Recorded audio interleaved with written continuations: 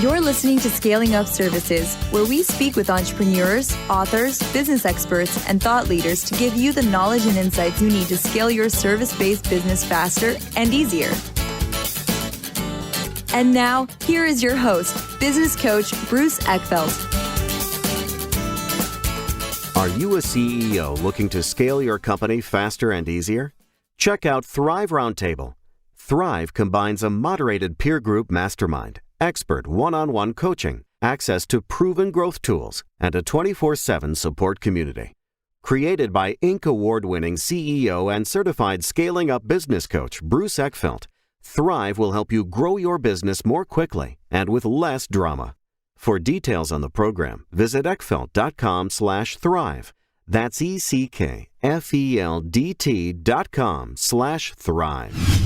Welcome, everyone. This is Scaling Up Services. I'm Bruce Eckfeldt. I'm your host. And our guest today is Lindsey Pollak, and she is a multi-generational workplace expert. And we're going to learn a little bit more about her and her background. She's also an author. She's written a couple books, New York Times bestselling book, Becoming the Boss. She also wrote Getting from College to Career. And most recently, her new book is The Remix, How to Lead and Succeed in the Multi-Generational Workplace. And we're going to talk a lot about that and about what we can learn as business leaders in service-based companies about what it means to run a multi-generational workplace. So I'm excited for the conversation. I think it's a great topic for our audience. With that, Lindsey, welcome to the program. Thanks for having me, Bruce. Glad to be here. So why don't we start with your background? How did you get to become the multi-generational workplace expert? What was the experience that you had, and how did you get into this role? It is a great question, and I love to tell the story because I think it's a sign of how when you follow your interests, kind of wild things happen.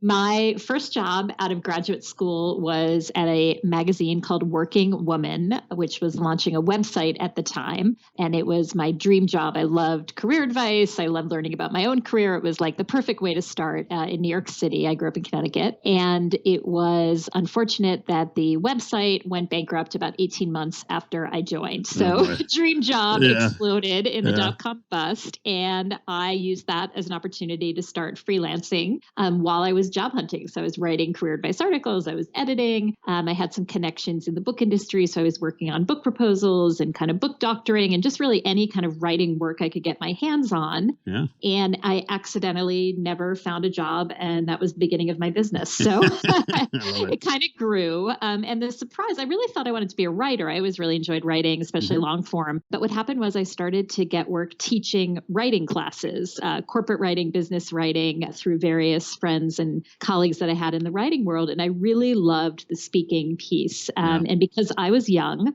I started speaking on college campuses about how to get a job in the new digital workforce. I started blogging about how I was building my career and my business. I was writing newsletters for women's business clubs and giving speeches. And that led to my first book, which you mentioned, Getting from College to Career, which led to the attention of LinkedIn, who hired me as their very first campus ambassador. So they hired me to go speak to college students about how to build LinkedIn profiles. And always thank LinkedIn for that amazing opportunity. I was such a fan of the site, and it really gave me my platform. And I really thought that was the business. And here's where kind of fate intervened, which is that the word millennial sort of exploded onto the scene around 2008, around the Obama campaign was when it really started to gain prominence. And companies started to call me out of the blue and say, we hear that you teach college students how to build their careers. Could you teach us how to hire and understand these college students who we want to recruit? And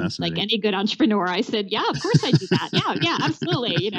I'm like busily writing up a sales sheet. And that really transitioned me into the corporate world. And I was sort of known as one of the very first millennial experts. It was unintended, but I kind of grew. And I did that for about 10 years, wrote my second book, Becoming the Boss, to help millennials move into leadership. And then I noticed this other shift a couple of years ago, which was, okay, millennials have been here a long time. Sure. They're in their late 30s now. They're running for president. They're running companies. They're firm partners. They're not kids. And while Gen Zs are coming in and we can talk about them, what really started to interest me, partly because I'm getting older too, is that Millennials are here, but so are all the rest of us. And companies started to talk about the multi-generational work environment. And I'll wrap up with this, that it's not just that young people are coming in, but the rest of us are working longer and later into our careers. So the Remix, my most recent book, and most of the work that I'm doing as a speaker now is really helping people not just talk about millennials and Gen Zs coming in, but how to maintain a workplace where we have 5 generations working together for really the first time in history. And I've just found the whole topic fascinating, and I've been really fortunate that I've been able to keep building my business through all of these different transitions. Yeah, no, it's an interesting kind of point is that because our kind of older generations are actually staying in the workforce longer than kind of, I guess, originally planned or originally thought they may be in the workforce, it is, or at least historically, they're in there longer, which creates a much broader sort of span of generations that are actually interacting and working together in the workplace. I imagine too, just the nature of work is so much more kind of team-based and collaborative that it's even forcing the issue even more in terms of what's happening in terms of dynamic of workplace cultures. Absolutely. And work is a lot less physical than it used to be in previous eras. Yeah. So the stat that I like to share is we have more Americans over the age of 85 in the workforce today than ever in history, double the number than a generation ago. So people are working longer, not just because they need to, perhaps financially, but also because they're healthier and the jobs don't require lifting things, and running big machinery. So the collaborative nature, but also the knowledge-based work is really affecting the age of people as well. Yeah. So why don't we sort of baseline some of this in terms of what do we mean by generation? What do we mean by millennials? Like give for people that have a vague sense of what it is to talk about generations, give us some kind of ground rules in terms of when we talk about generations, what are they? What defines a generation? What are the generations that are kind of in place right now in terms of the workforce? You got it. And I totally understand that some people don't like this theory, right? I think we're all human beings. Mm-hmm. What does it matter when you're born? The reason I find it interesting and helpful is that the times in which you're born and come of age and enter the workforce really affect your expectations. So if you come into the workforce at a time when email doesn't exist, you're going to have a different skill set, different expectations than somebody who comes in, in the workforce today. So I'm not saying that we're all fundamentally different. What I'm saying is our experiences, our skill sets, our expectations are different based on the times in which we're born. And the numbers that I go with are the Pew Research Center. I think they're the most reputable. Okay. And we really start with the traditionalists, the World War II greatest generation. They were born before 1945. And that era is still in the workforce, a couple million, but those are people in their 70s and 80s. So primarily out of the workforce, but often retired with a pension, right? Mm-hmm. And worked at one company their whole career. Then you have the baby boomers born 1946 to 1964. And that generation is the largest ever born into America. 76 million people were born in that time. And the boomers really dominated the workplace and all of culture in the United States for about 50 years because they were just so big. Yeah, just massive. Massive. And even today, 75% of governors and congresspeople are still baby boomers. I mean, this is sort of like the unending generation, and they are continuing to work because they're living longer, healthier lives. So the boomers are still actively engaged. Then you have my generation, and I think yours, Generation X. We were born 65 to 80, and we were a very small generation following after the boomers. They called us the baby bust. So we were just never large enough to kind of take over all those leadership roles. We were always kind of second class compared to the boomers. So there are about 76 million boomers born, only about 55 million Gen Xers. So significantly smaller generation. Then after us, you have the children of the boomers. So another big generation in the millennials, also known as Generation Y, but they're still a little bit smaller than the boomers. So big, but not quite as big as their boomer parents. Millennials are born about 1981 to 1996. And now Gen Z is the last one to enter, born 1997 and later. So just graduating from high school and college. We're now out of letters. So kind of a bummer in my field that we started with X, but they're actually Double A. They're actually calling them Alpha. So you heard it here first. Alpha. But Gen Z are the children of Xers like us, so they're going to track very small. So what you have is this very dominant boomer generation and this very dominant millennial generation. And that's why when you hear people talk about this topic, I've heard people say like, wait, Gen X, what? I've never heard of them, because the boomers and millennials often dominate the conversation. Yeah, I'm sure, just because of their size. And so we talk about these dates and we talk about kind of the timeframes, but, tell us more about what it really means to be part of that generation. I mean, what are to be part of a generation, it's more than just being born at a certain time. It's really being influenced by the key things that happened during those periods. I mean, what are some of the events and some of the things that define kind of the values or the expectations, as you talked about, whether it's technology, things like email or world events, or what are the things that go into kind of impacting how a generation thinks, or their values, or their kind of the expectations they have when it comes to work? Yeah, I like the way you're describing it. And not everybody feels exactly the same way. Some people were born in a different country, or they, Sure. feel like an old soul. Not everybody, fits into these categorizations. But there are a couple of major factors for each. For the traditionalists, it's absolutely World War II, right? Yeah. 50% of men served in the military. So that military command and control, loyalty, integrity,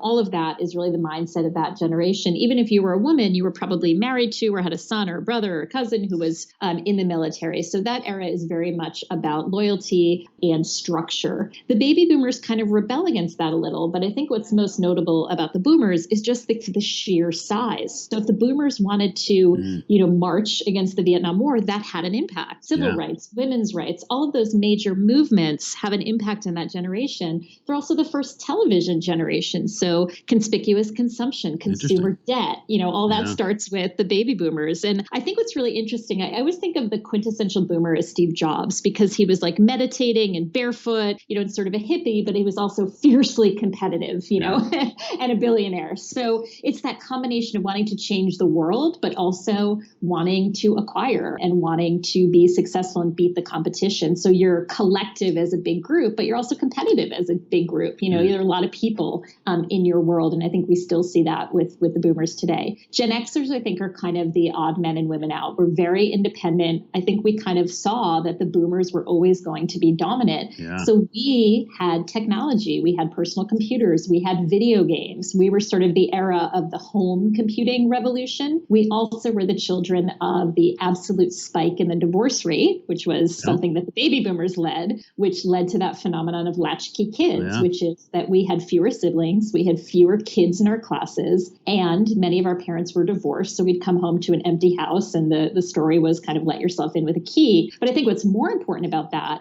is the independence of microwaving yourself a snack, right? Or playing a video game alone against the computer. Because in the workplace, what that means is Gen Xers are actually the most entrepreneurial. Yeah. We kind of came in and said, well, there's not really a place for me in this hierarchical, baby boomer dominated world. So if you look at Silicon Valley, the Google guys, Reid Hoffman of LinkedIn, Elon Musk, Jeff Bezos, certainly there's the earlier days of Bill Gates and Steve Jobs, but a lot of that kind of web-based Google era Silicon Valley is really led by Gen Xers who said, I want to create a whole different culture of what work means. So that model, I think, was really influential for Gen Xers to see that work-life balance was perhaps possible, right? That getting out of the corporate structure was possible. We're somewhat the outsiders. And then millennials, as children of the boomers, were again another large generation. And they're kind of born into, of course, the internet as digital natives, but they're very much part of these huge networks like Facebook, right? And YouTube. And so they bought into this collectivism while still being very competitive, I think, in a lot of ways, that they were part of these very, very big movements like social media. And a lot of people call millennials the first global generation, because while a Gen Xer in the US and a Gen Xer in France might not really feel like they have that much in common, because millennials all around the world had Facebook, they really feel like they were part of something similar to people in hundreds of countries. So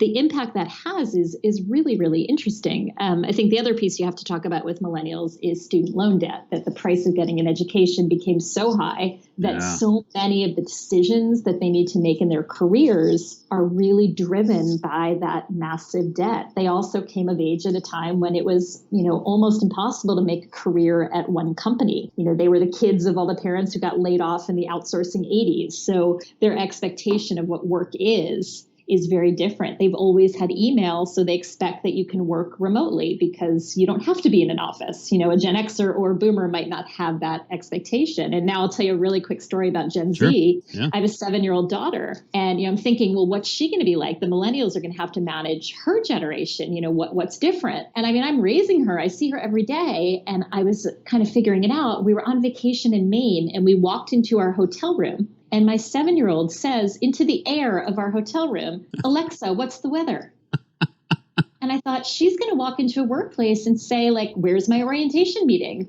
What time is my meeting with my boss? She will never know a workplace without voice recognition and artificial intelligence. So we're kind of seeing evolve in each generation, not just your experience culturally and economically, but also the technologies that you just assume will be available to you. So to my daughter, an AI device is kind of like a boomer expecting that the workplace will have an outlet to plug things in, It's just sort of this expectation. So a lot of factors go in. I don't really talk too much about all the nitty gritty details of what make the generations different. I like to let people decide on their own. But the fact is that the times in which you're born affect what you expect your employer to provide to you and what you expect your career to be. So if you're running a workplace or a company or an organization with multiple generations, your definition of a career might be very different from somebody else's. Your definition of communicating might be very different from somebody else's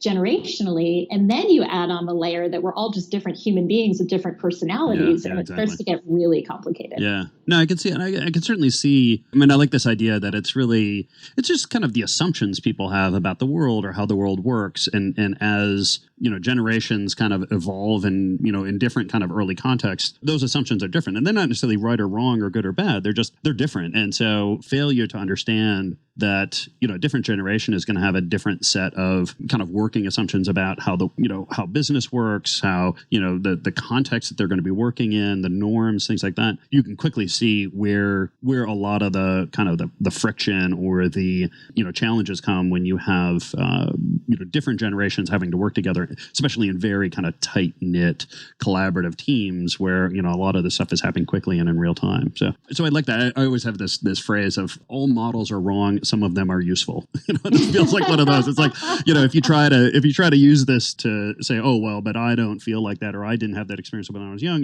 Yes, any individual person may or may not have, a particular kind of experience as someone in a generation, but, knowing or understanding that on a broad level, these are the things that affect that generation's norms and kind of values is important to get.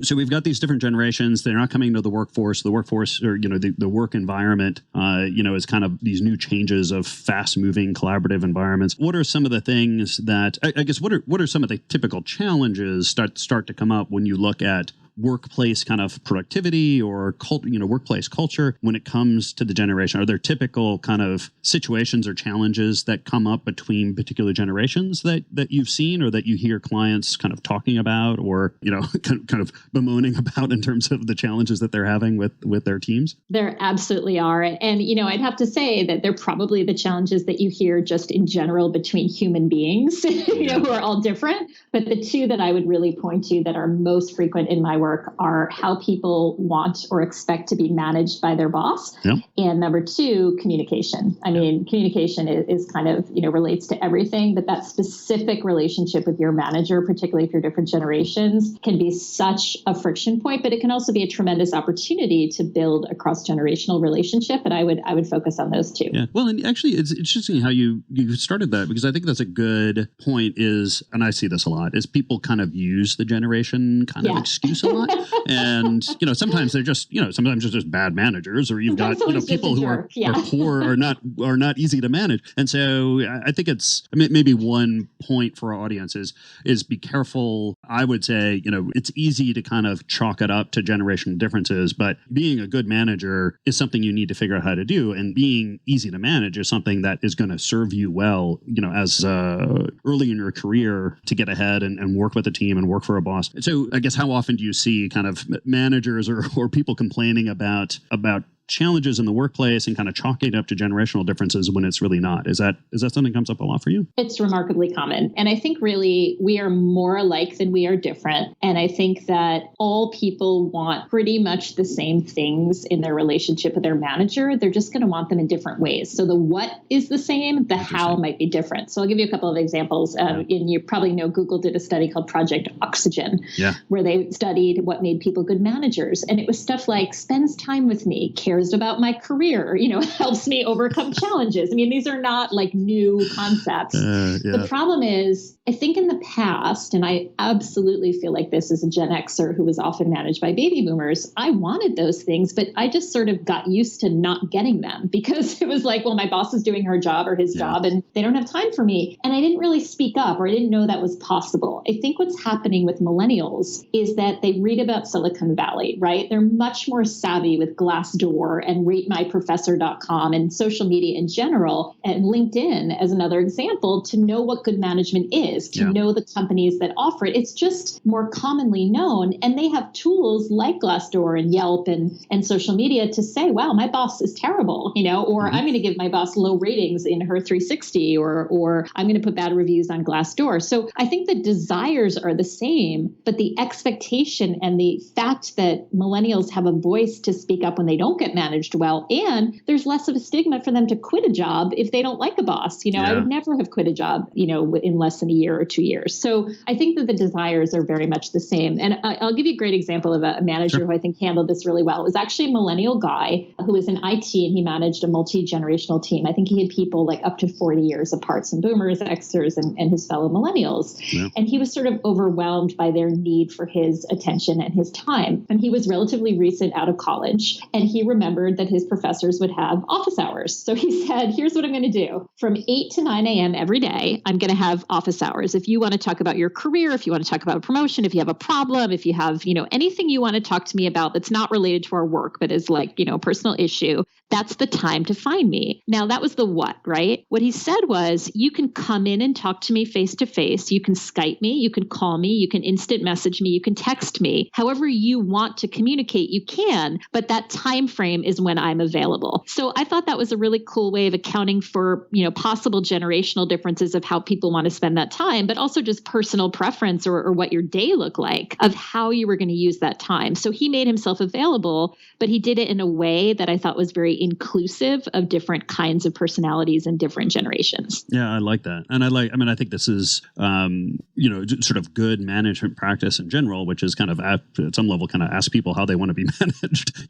Be clear on what your expectations are, but then ask them like, where do you want support? How do you want that support? When do you want it? In what format? In what medium do you want to be? Do you want to meet face to face? Do you want to do it through email? All those things. But I think that taking that kind of, being curious about the people that you're managing in terms of how do they want to receive the support and the management that you want to give them? And then this kind of added layer of understanding that the generational kind of background for each one of these folks might lead them to different paths and give you some guesses in terms of what might work best for them and what might not work so well for them is a great kind of management lesson. Where else do you see, like, if you're kind of planning, if you're figuring out how to put together teams or put together departments or put together working relationships, is there any kind of strategy or anything that you suggest people take into consideration when you're dealing with different generations and things that tend to work so well or not work so well? I mean, I can see kind of pros and cons in terms of having lots of diversity of background, but also, having challenges with, common kind of experiences, common frameworks, common values. What are your thoughts on, from a planning point of view, not just kind of a post management point of view? Well, I don't think that there's a perfect mix, right? I don't think you have to be exactly reflective of the U.S. population overall. But, I always tend toward diversity, right? So the more diverse, the better. What I think is important to connect people is really the purpose or the mission of the team, whether that's a greater purpose, in life, or just the fact that people have bought into what the goals are of the team. So one of the areas that I think is often a multi-generational environment that is very successful is something like political campaigns. So So when you have volunteers working or even staff, you often see kids coming in out of college and then people who've worked on campaigns for decades, and then the AARP is always very involved in a lot of campaigns, but they all believe in the candidate or they believe in the causes that the candidate stands for. So that's just one area where I think if you can get clear on the mission, on the North Star, and I know this is something you talk about a lot, no matter how big or small or diverse your team is, that is going to serve you well. If everybody buys into that, then a lot of the other differences tend to melt away. The second thing I would say is, all of that said, you still have to have really open conversations about how people want to communicate. I think that's where this stuff falls down so much. So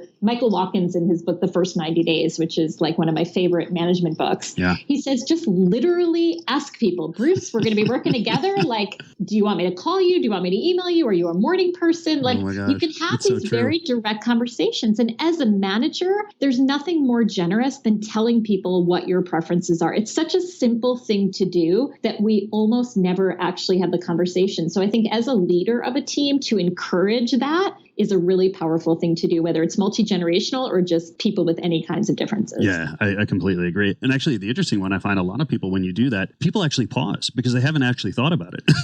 And one of the benefits, it gets them to think about, well, how do I want to be managed? And now you've enrolled them in the process and you've gotten them to think about some of these issues. And it's no longer you just trying to adapt to them, but they're actually thinking. And sometimes they think about, I kind of like to be managed this way, but that might not be super reasonable given the context that we're in right here. But you also learn so much. Yeah. So I just did a whole bunch of work with some summer camps, right, who are really struggling to hire young people to come to sleepaway camps. And there was this young woman who is probably in her early 20s, and she's leading all these camp counselors. And I said, what's the best way to get in touch with you? Because we were going to be communicating a lot. And I kid you not, she said, well, I spend all my time on social media because I'm, marketing to the campers and all this stuff. I'm with high school kids all the time. She said, so really, if you want to reach me, just slide into my DMs. Yeah, I love it. And I was like, what?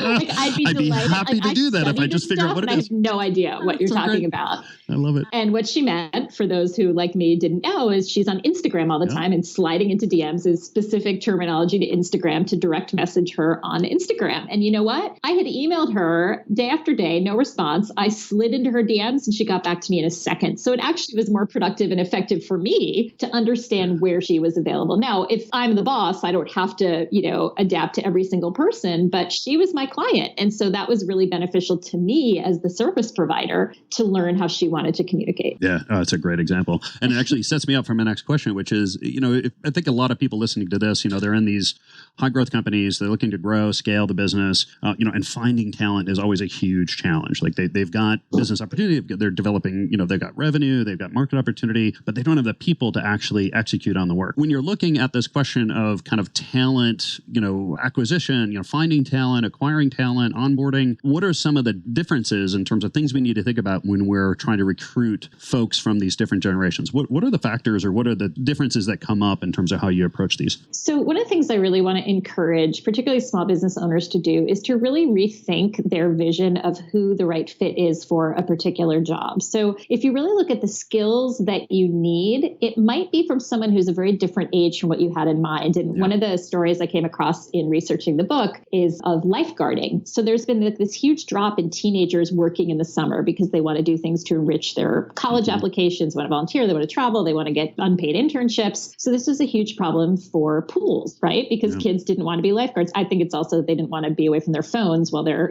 watching people in the pool. So anyway, they're not getting kids to apply and they don't have enough talent. So they sort of get together. And there's this one pool in Galveston, Texas that kind of led the charge and said, why does a teenager have to be a lifeguard? All we need is someone who's a really strong swimmer and cares about people, right? And wanting them to be safe. So they started listing in the local AARP and retirement publications. I love it. And they started recruiting people over 55 to be lifeguards. And they said they were phenomenal. They were in great shape. They loved being outside. They could drive themselves to work. There are all these little side benefits. Yeah.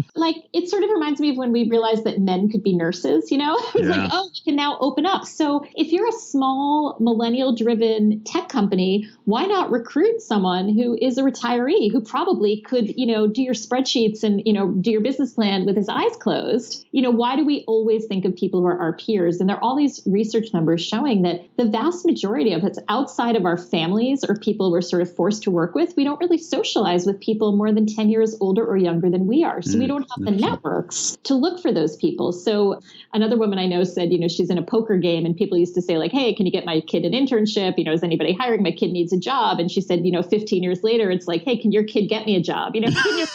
Company, my wife is looking for work. I just would encourage people to not just think of their peers and their relative age peer group, because sometimes, and you see this a lot with, like Mark Zuckerberg hiring Sheryl Sandberg and, that idea of bringing, or the Google guys bringing in, an older executive. Yeah. But in all directions, and even there's an organization called Encore that works with retirees who want to get back into the workforce, and they realize, wow, we don't have anybody under 50 in our organization. We need millennials on our team. So I would just think the skill set, the fundamentals should never change. You know what you need in someone to do a job, but really think creatively how that person could be a different age than I had imagined. And sometimes that's a little bit of an aha moment for people. Yeah, I think it's kind of a classic trap I think a lot of people get in is making all these assumptions about, what the ideal candidate looks like and not realizing kind of the inherent biases that they have in terms of thinking about that. And as you start to identify those and kind of open those things up, new possibilities are imagined. Actually, it can be a great competitive kind of strategy or a differentiation strategy is that if you can tap, a labor pool that, other people aren't thinking about, it can often give you a real edge when it comes to being able to, find the right talent in the right time frame. And oftentimes there are other attributes that come in that end up being huge advantages, whether it's, the hours they can work or the type of work they can do or the conditions they can work in. Like the lifeguard one is a great example. I can just see all these benefits of having lifeguards that actually have some life experience. Or think about, right? Or think about like, just the networks that you'll have access to that you might not have before, right? You might not have known anybody in that world or anyone with that perspective. So yeah, there are many, many benefits. Yeah, that's right. This has been a pleasure. Lindsey, if people want to find out more about you, about the books, about the speaking, the work that you do, what's the best place to get that information? Thank you. The new book is called The Remix. It's available wherever books are sold, including Amazon. And I am on all social media, and my website are by my name, and I'll spell it because it's a little tricky. It's Lindsey, and Pollak is Pollak. And I would love to connect anywhere and everywhere. Great. I'll make sure that the links are in the show notes so people can click through and get that. Lindsey, this has been a pleasure. Thank you so much for taking the time. Thank you. It was great to talk to you. You've been listening to Scaling Up Services with business coach Bruce Eckfeldt. To find a full list of podcast episodes, download the tools and worksheets, and access other great content, visit the website at scalingupservices.com. And don't forget to sign up for the free newsletter at scalingupservices.com/newsletter.